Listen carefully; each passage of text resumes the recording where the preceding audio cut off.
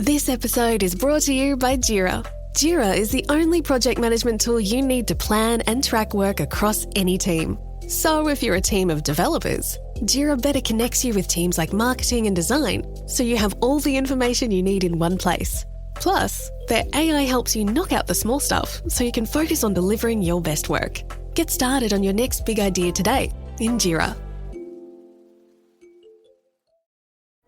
Deciding which credit card or loan is right for you is like trying to choose where you want to eat for dinner. Except when you finally get to the restaurant, the menu's riddled with jargon that no average foodie could understand. So at Credit Karma, we keep things simple. We show you personalized recommendations that align with your money goals and help you turn the confusing fine print into terms you can actually understand. And as a cherry on top, we provide a detailed overview for a new card or loan before you apply. That way, we can help you make decisions faster and with more confidence. Download Intuit Credit Karma today to get started.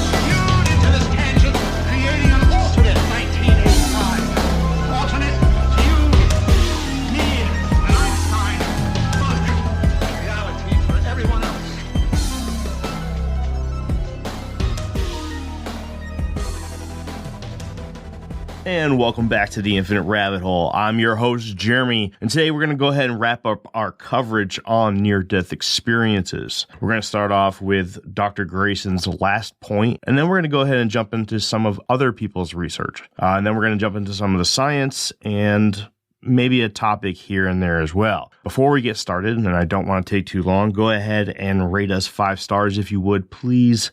Without further ado, travelers, let's go ahead and jump right into this. No waiting here today. We'll see you on the other side.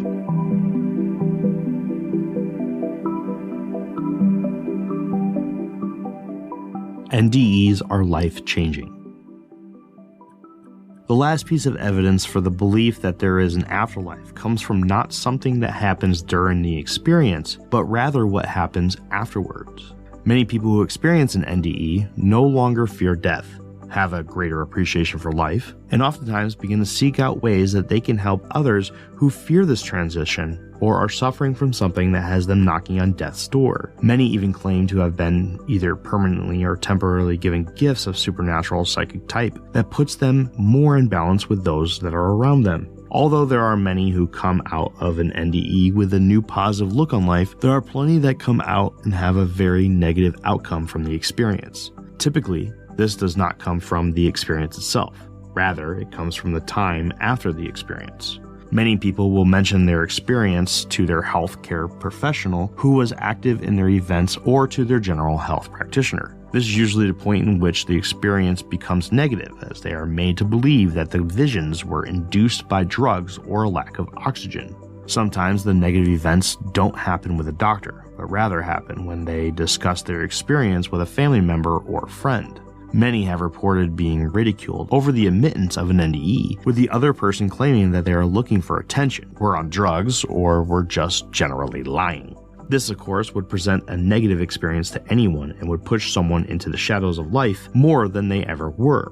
Now, the experience not only makes them ashamed of being accused of lying, but they also now don't feel safe enough to actually discuss this experience with anyone, even in a productive manner. While doing my research and reading book after book after book about NDEs, one topic kept coming up, and that was the fact that many people who come forward once about their experience will never come forward again if the first time is a negative reaction. I have found statistics that claim 15 to 20% of those that suffer an event that nearly or actually does kill them report having an NDE. But there are many who believe that this number could be much higher, but those who have had the experience will not come forward due to fear of a negative experience from those that they trust with their information. But those that do come forward with their story do end up having a new positive look on aspects of their lives and their attitudes. There also seems to be a phenomenon with those that do nearly die but don't report an NDE or even claim that there was no way that they experienced an NDE in which the person who nearly died or was pronounced dead at some point changes their life habits, attitude, and their personality in some way. Could this mean that they did have an experience and will mention it at some point? Or maybe that they had an experience and they do not remember it? Or maybe there is something more to the aspect of death and effects that it has on a human's life. One day we may find out, but we'll cover that in another episode. According to a study by PMH Atwater in Jeffrey Long's book, Evidence of the Afterlife, Atwater claims to have found that it takes the average NDER about 7 years to fully understand, mentally recover, and integrate back into their normal lives after an NDE. But no matter the study, it seems that a common conclusion is that the experiencer tends to come out with a new look on life, which most typically comes out positive with such changes as, quote, more self-confidence, a stronger sense of spirituality, a reduced interest in material gain or status, and a greater appreciation of life, says Long. Other studies have also found that these positive outcomes also come with such changes as a belief in the sacredness in life, a sense of a godly presence, an understanding of meaning and life's purpose, an awareness of the needs of others, increased value of love and peace, a decreased fear of death, an increased belief in the afterlife, and a goal to live a more fulfilling life. The other details. One of the most commonly reported descriptions from a near-death experience come from the process of death itself, that being the famous white light that appears to you, and just prior to that is the third-person view or out-of-body experience that you have of your dying body. Numerous reports claim to have one or the other experience, and in most cases in which the white light is discussed, the third-person view is also present. Among some of the other common details that are described are that the experiencer still sees themselves as a physical being, with a few others reporting that they were more of a light or essence. Experiencers often come across a guide of some sorts, which is commonly described as a loved one who has previously passed on, or someone who gives off the feeling of being the one who can best be described as God. But no matter who this guide ends up being, there seems to regularly be a period of reestablishment into the afterlife that this guide helps you through as you remember who you really are. This brings to attention one of the most famous cases of NDEs ever, that being the case of neurosurgeon Eben Alexander in 2008, when he was medically induced into a coma while fighting a bacterial infection in his brain known as meningitis. While in the coma, his situation grew worse as pus began surrounding his brain and was given a very slim chance of survival. But on day 6 of the coma, he surprised everyone and opened his eyes. At first, he had symptoms of confusion and amnesia, as well as having difficulty controlling various parts of his body. But a few days later, everything began to return to normal. It was then that he began talking about his out-of-body experience he had while comatose. He described an incredible peaceful feeling, a light that brought him out of his body, watching people pray over his body, and the most shocking detail of a young female that acted as a guide for him while away from his body. He was completely unaware of who she was and did his best to explain her features, but nobody knew who he could possibly be talking about. Well, a few months after the coma, Dr. Alexander, who was adopted at birth, found his biological parents, and that is where he found out that he had a biological sister who passed away 10 years prior. One look at a picture of her, and he knew exactly who his mystery guide in the afterlife was. More on this case in a future episode of The Infinite Rabbit Hole. In Dr. Grayson's book After, Grayson points out a detail that he saw fluently in his research subjects' NDEs. The workings of the mind while experiencing one of these events seem to work at a much higher and perfect efficiency while thinking, speaking non-verbally, and the processing of information. Quote, "What I found is that many of them did report that their thoughts become much faster, clearer, and more logical than usual.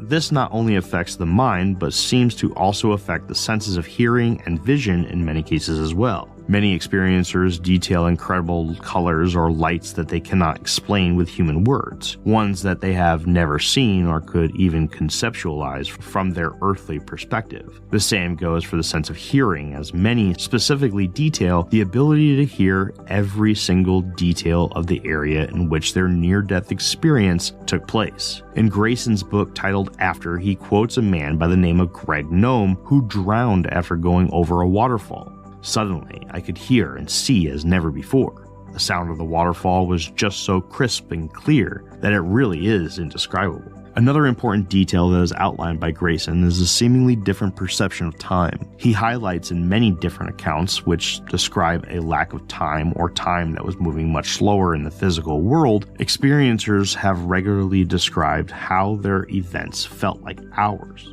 days, months, or even years, but in reality, only a few seconds or minutes had passed in the physical world. And the last commonly described detail is the environment of the afterlife. To be clear, there are typically two different categories of environments commonly described. One of which is in the setting of the cosmos, where you are surrounded by infinite black. In some cases, this is amongst stars, planets, black holes, quasars, and nebulas, and in other cases, this is simply just a void, lacking any color whatsoever. The second category of environment is more earthbound or human experience, which comes in the shape of a building with a long hallway with many rooms attached for processing, or a beautiful garden with many experiencers reporting both. A modern look at an ancient mystery. In Jason Hewlett and Peter Wrent's book, Dying Light, an investigation into near-death experiences, Hewlett discusses a more modern technique to the research going on into the phenomenon of near-death experiences. Through this chapter of the book, he dives into conversations with Andrea Sodu of Western University's Brain and Mind Institute, in which they discuss the usage of test mining and AI technologies to help extract information from 158 different written accounts of near-death experiencers. This process began by asking experiencers to write down whatever they remember from their experience in an essay format without any limitations. The purpose of this was to remove the limitations of multiple choice answers and attempt to rid the possibility of creating a false memory in the person who is being surveyed. The very first thing they did with the information compiled by 158 different accounts was to look for repeated words and what their frequency was while using AI technologies.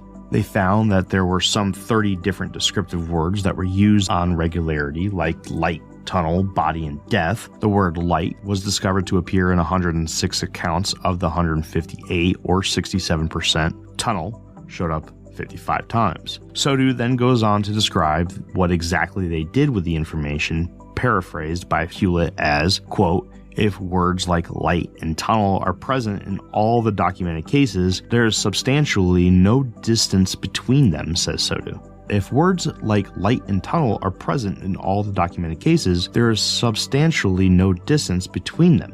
If a word is present in one account, but not in any other, there is a great distance between them. By taking this step, they were then able to discover that positive toned words show up much more frequently, like see and light, and when compared to negative toned words like death and fear. After this step, they looked at the specific position of these terms and whether or not they were used to describe the general experience, or just a small portion of it, or possibly even the time before or after the experience took place. This then showed that the vast majority of the actual near-death experiences that were recorded were viewed as a positive experience by the person who experienced them. They were also able to discover that most accounts describe certain details, such as a light or tunnel, and some even described a tunnel of light. Science. In the 1950s, neurosurgeon Wilder Penfield of the McGill University's Montreal Neurological Institute became the most well-known name in the studies involving the mapping of the brain and what areas are responsible for what action. His studies were based around patients who suffered from seizures that were not made better with medication. According to the website clevelandclinic.org, a seizure is a medical condition where you have a temporary, unstable surge of electrical activity in your brain. When that happens, the affected brain cells uncontrollably fire signals to others around them, which overload the areas of the brain. In the 1950s, the answer to this was to find the area of the brain that was causing the seizures and remove it. Penfield's process for finding the culprit section of the brain was to apply small shocks of electricity to various parts of the patient's brain in order to force the condition causing the patient to seize.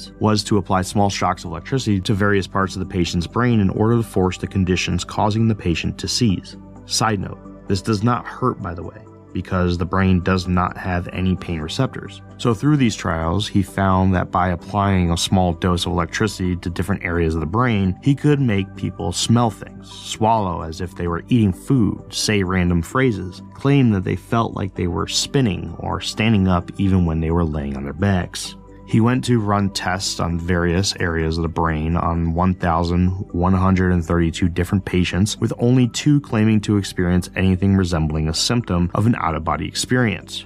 One of which, according to Dr. Grayson, occurred when Penfield removed the electrical current from the patient's brain, which caused the patient to then claim that it felt like he was leaving his body, and another patient claimed to feel as if they were halfway there and halfway somewhere else. But other than these 2 cases, there is nothing in Penfield's reports that point to anything resembling an out-of-body experience. A popular skeptical argument against NDEs, or more specifically the out-of-body experience and the life review, come from the idea that the brain may be firing off one last finale of electrical pulses in the areas of the brain that stimulate memories and other feelings or actions. This is easily put to test due to the fact that the EEGs show that brain activity reduces after about 6 seconds after the heart stops, and all signs of brain activity are completely gone after another 10 to 20 seconds without ever having a spike from the input of electrical data. Therefore, there is no increase of electrical activity that is responsible for this phenomena.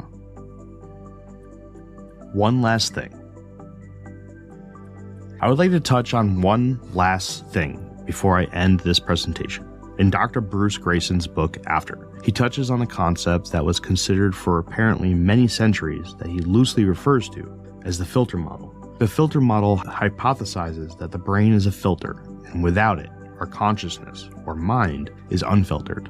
The filter exists to reduce the amount of input data that our senses can perceive so that we do not become overstimulated. Rather, it controls the contents and the amount of said contents in order to allow for only the information and knowledge that is necessary for survival. Grayson quotes the Greek philosopher Hippocrates from over 2,000 years ago, stating the brain is the most powerful organ of the human body, for when it is healthy, it is an interpreter to us of the phenomenon that gives us intelligence. To consciousness, the brain is the messenger. Wherefore, I assert that the brain is the interpreter of consciousness. He uses this quote as a way to prove that the belief that the brain and the mind have been considered to be 2 different entities for a very long time, although there was a time between then and now that this was not the case. This way of thinking seems to be making a U-turn though, with many neurologists and other doctors or scientists referenced in Grayson's book being of the belief that the mind and the brain are independent of each other. Almost immediately after his quote from Hippocrates, he quotes an English philosopher from the early 1900s named Aldous Huxley as saying, quote,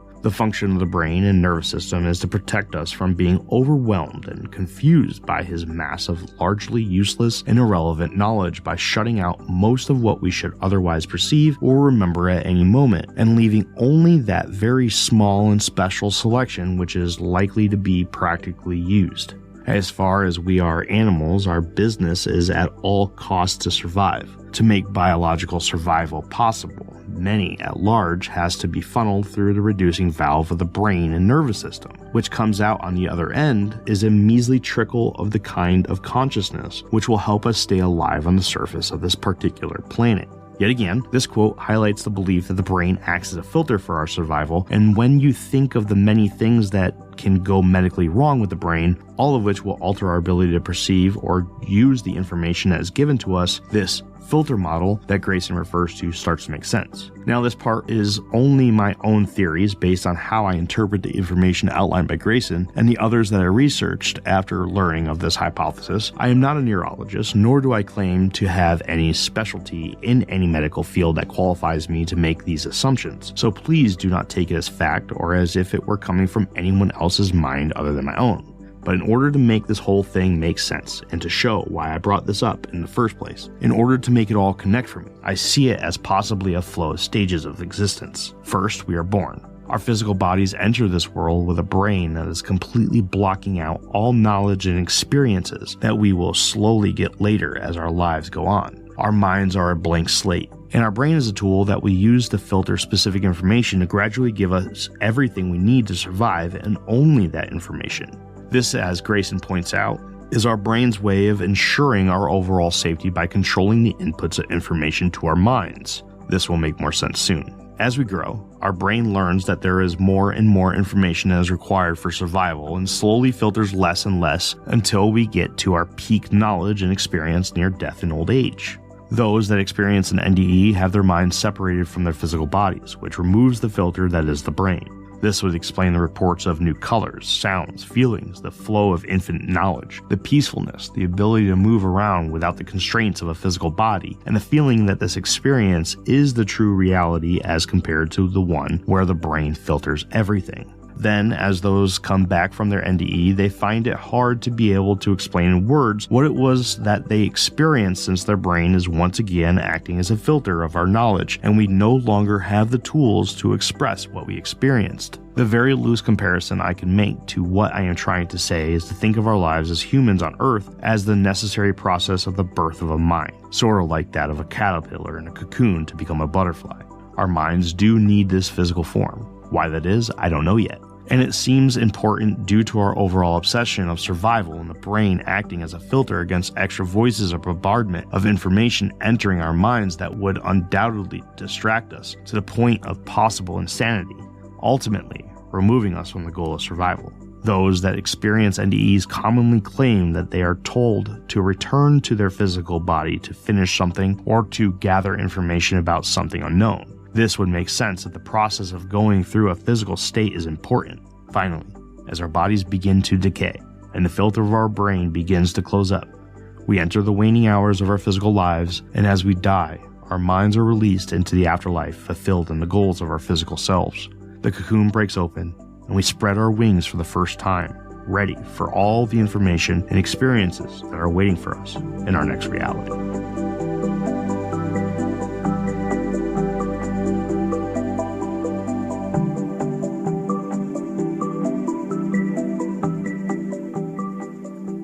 Well, that's it, travelers. That is my coverage of the near-death experience. Again, like I said in the introduction, if you have had an experience with an NDE, please let us know. We'd love to have you on the show. I would love to talk about your experience. I find this stuff absolutely incredible and mind-blowing. Like I said, this has changed my life, or at least the view on my life. And I'm really excited to dive into it even more. I would be pretty surprised if you guys didn't get another episode of NDEs somewhere down the line. I just feel like there's more to this topic. I do have a couple more books I would like to order and read. So yeah, of course, I think it's natural to say that there may be a third episode coming at some point. But until then, travelers, let us know how you think of the podcast. Hit us up with a 5-star rating, a review. Anything you can possibly do to help us out would be phenomenal. Until next time, travelers, I'll see you in the next fork, the path of the infinite rabbit hole. Goodbye. I would like to thank you once again for tuning in to the Infinite Rabbit Hole podcast. Please make sure to give us a follow and one of those beautiful 5-star ratings on your podcast player of choice. If you would like to join the conversation and stay up to date on all things Infinite Rabbit Hole, head on over to Facebook and search for the Infinite Rabbit Hole Facebook group. You'll know it's us when you see the logo. If you would like to help contribute to the cause, there are a few ways to do so. First, head on over to anchor.fm/Infinite Rabbit Hole and click on the subscribe button, where for $5 a month you'll get access to all our old episodes that will never see the free spotlight ever again. It's horrible stuff, but if you're into that kind of thing, then go check it out. Second, head on over to InfiniteRabbitHole.com and click on the IRH merch shop tab and grab yourself a sweet t-shirt, sticker, or whatever else you see that you wouldn't mind owning. Until next time, travelers, I'm Jeremy, and I'll see you at the next fork in the path of the Infinite Rabbit Hole. Bye.